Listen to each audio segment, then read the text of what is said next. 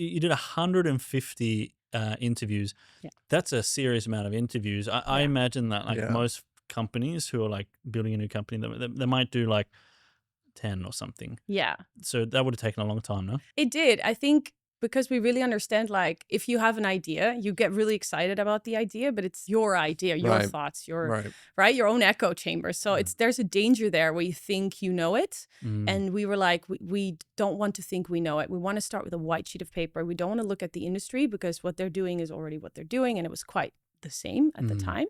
So we said, we really want to start white sheet of paper. We want to do 2 principles. One of them is co-create with the target audience. So that, of course, starts with a lot of interviews and getting into their shoes and getting into their mind. And on the other hand, we also wanted to create more value at less cost.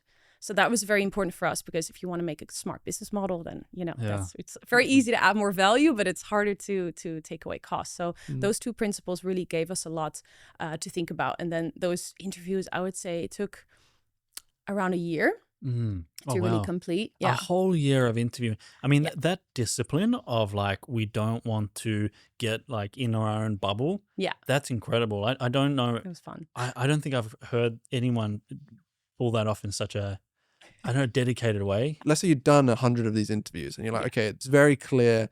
These are the pain points or the frustrations or the problems. What do you actually do next from that point? What we did, we got the frustrations and we really got to know our target audience, right? We built some profiles. So, of course, there's different types of people, right? Like an international entrepreneur, someone else, then, someone who works for corporate or an entire project team that comes and is working for a remote company. So we had different profiles. And this is where we created an experience map.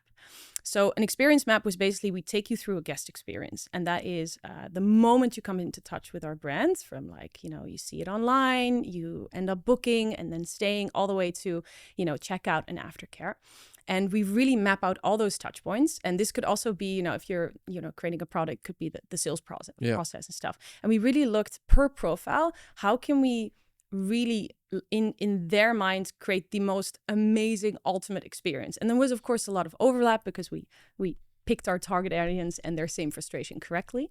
So we created this guest experience, and this experience map is basically like a visual representation of, that journey that someone takes through Zoku with images, sketches from their architect concrete, and basically that visualized the whole process. So with that, we had something to go off. And then we started developing our first prototypes of our Zoku loft. And a Zoku loft is that smart micro apartment.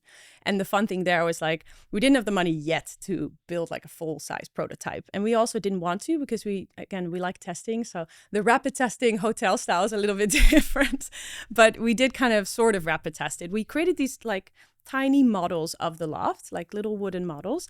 And we brought them to corporates and we said, hey guys, would you let your talent stay here? And how much would you pay? And that was us trying to validate basically like, does this have merit? Hey, if you enjoyed this quick clip, check out the full episode of Winning Friends linked below.